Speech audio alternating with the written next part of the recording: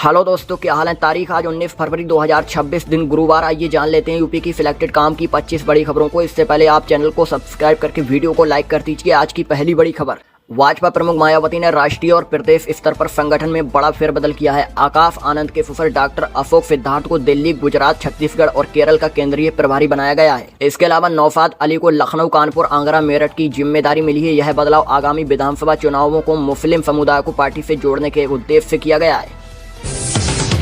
UP की high school intermediate परीक्षा बुधवार को हिंदी के विषय के साथ शुरू हो गई है। मुख्यमंत्री योगी आदित्यनाथ ने सभी परीक्षार्थियों को शुभकामनाएं दी। उन्होंने ट्वीट कर कहा कि परीक्षाएं केवल शैक्षणिक योग्यता नहीं बल्कि धैर्य, अनुशासन और आत्मविश्वास की भी परीक्षा है। सीएम योगी ने छात्रों के कठिन परिश्रम और सकारात्मक परिणाम की उम्मीद जताई और मां सरस्वती का आशीर्वाद बना रहने की कामना की।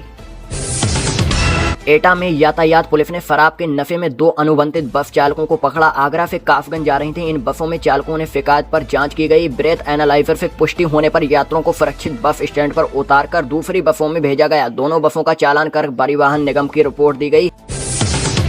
रेलवे ने होली पर यात्रियों की बढ़ती भीड़ को देखते हुए गोरखपुर से नारंगी के बीच 6 फेरे वाली विशेष ट्रेन चलाने की घोषणा की है। इसके अतिरिक्त हैदराबाद गोरखपुर साप्ताहिक स्पेशल ट्रेन के फेरे भी बढ़ाए गए हैं। गोरखपुर के रास्ते सक्सौला उधना के बीच भी एक होली स्पेशल ट्रेन चलेगी। इन ट्रेनों से न्यू जलपाईगुड़ी और कामी सहित विभिन्न गतिविधियों के यात्री को बड़ी राहत मिलेगी। यूपी में जमीन, मकान और अन्य संपत्तियों की रजिस्ट्री के लिए अब कई दिन कार्यालय के चक्कर नहीं काटने पड़ेंगे। सदर तहसील स्थित 5 सब रजिस्ट्रार कार्यालयों में से एक प्रतिदिन दोपहर 1 बजे से रात 8 बजे तक रजिस्ट्री होगी। केंद्रीय शिक्षा मंत्री धर्मेंद्र प्रधान और दिल्ली की मुख्यमंत्री रेखा गुप्ता ने सरोजनी नगर में सीएम स्कूल का उद्घाटन किया, जिसमें दिल्ली में 75 ऐसी परियोजनाओं की शुरुआत हुई। इन स्कूलों में स्मार्ट AI कक्षाएं, इंटरैक्टिव पैनल और डिजिटल सामग्री जैसी आधुनिक सुविधाएं होंगी। विद्यार्थियों को JEE नीट जैसी प्रतियोगिता परीक्षाओं के लिए तैयार किया जाएगा। साथ ही रोबोटिक AI और विदेशी भाषाओं का ज्ञान भी मिलेगा। योगी सरकार का होली पर बड़ा तोहफा। बता दें कि प्रधानमंत्री उज्ज्वला योजना के तहत उत्तर प्रदेश की महिलाओं को लाभार्थियों को मुफ्त LPG रिफिल दिया जाएगा, जिससे राज्य भर में 1,86,000 महिलाओं को त्योहार के दौरान राहत मिलेगी। योगी सरकार 2 चरणों में प्रति वर्ष 2 मुफ्त LPG रिफिल देती है। पहले चरण के तहत दिवाली के मौके पर अक्टूबर-दिसंबर 2025 में LPG सिलेंडर दिया गया था। वहीं दूसरे चरण के तहत जनवरी-मार्च 2026 के महीने में मुफ्त LPG देना है। बीते 1 साल राज्य सरकार ने इसके लिए 1500 करोड़ रुपए अलॉट किए थे।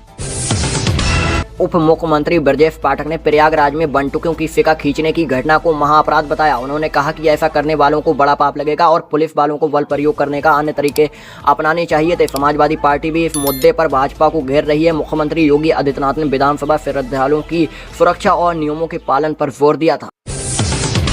यूपी में मोमिन रमजानुल मुबारक के चांद का बेसब्री से इंतजार कर रहे हैं। बुधवार को चांद देखने की उम्मीद है, जिसके बाद गुरुवार से 30 दिनों का रोजा शुरू हो जाएगा। मुस्लिम बहुल इलाकों में बाजारों में रौनक बढ़ गई है और मस्जिदों में तरावियां के लिए तैयारियां जोरों पर हैं। शहरी और इफ्तियारी के लिए भी बाजार सज गए हैं। दिल्ली पुलिस ने गुजरात से आकर भीड़ वाली बसों पर चोरी करने वाले गिरोह का भांडाफोड़ किया है। DVG थाना पुलिस ने एक महिला सहित 3 चोरों को गिरफ्तार कर लिया। चोरों का माल खरीदने वाले एक ज्वेलर को भी हिरासत में लिया गया है। पीएम मोदी मेरठ में नमो भारत हिस्से और आधुनिक मेट्रो ट्रेन का शुभारंभ करेंगे। भाजपा इसे एक बड़ी चुनावी रैली के रूप में देख रही है, जिसमें 1 लाख लोगों की उपस्थिति का लक्ष्य है। यह आयोजन पश्चिमी यूपी की राजनीति में चुनाव के लिए नए समीकरण की शुरुआत माना जा रहा है। मेरठ में मोहिद्दीनपुर में पीएम नरेंद्र मोदी की जनसभा के लिए 64 फीट लंबा और 8 फीट ऊंचा मंच तैयार किया गया है। यहां 1 लाख लोगों के पहुंचने की संभावना है। पीएम मोदी नमो भारत और मेट्रो का भी हरी झंडी दिखाकर उद्घाटन करेंगे। बरेली में घर में नमाज पढ़ने पर रोक लगाने पर हाई कोर्ट ने नाराजगी जताई। जस्टिस अतुल श्रीधरन, जस्टिस सिद्धार्थ नंदन की बेंच ने डीएम अविनाश सिंह और SSP अनुराग आर्य को फटकार लगाई। दोनों अधिकारियों को अवमानना का नोटिस जारी कर पूछा कि उनके खिलाफ कार्रवाई क्यों न की जाए। कहा, निजी घर में प्रार्थना की इजाजत की जरूरत नहीं है।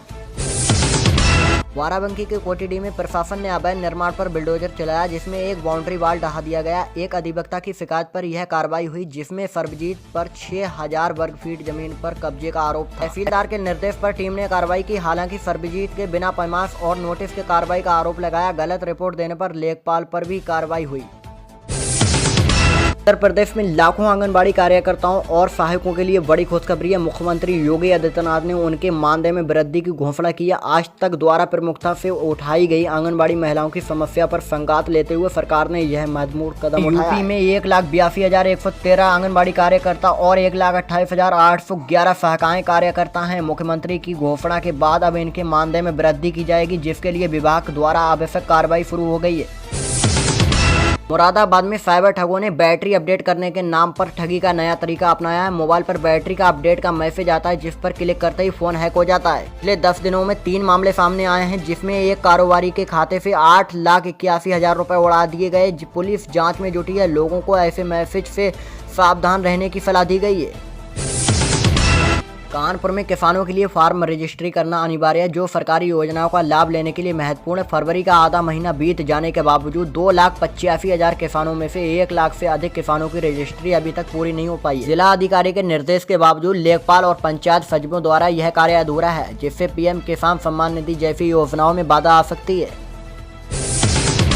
योगी राज में अपराधियों पर मंगल भारी ऑपरेशन लंगड़ा। अपराध पर बार तगड़ा, जगह जगह पर पुलिस ऑपरेशन कालीन जारी। सहारनपुर, हरदोई और मुजफ्फरपुर में मुठभेड़।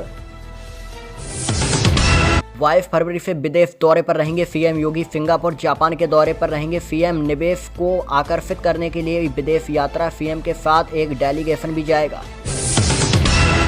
आगे से दुकान पूरी तरह जलकर राख। दुकान में रखा सिलेंडर ब्लास्ट। हड़कंप, कड़ी मशक्कत के बाद आग पर काबू पाया गया। शिवराज थाना क्षेत्र का मामला है। रोजाना यूपी की ताजा और काम की बड़ी खबरें सबसे पहले पाने के लिए हमारे चैनल ऑल इंडिया समाचार को अभी सब्सक्राइब करें और बेल आइकन दबाना ना भूलें।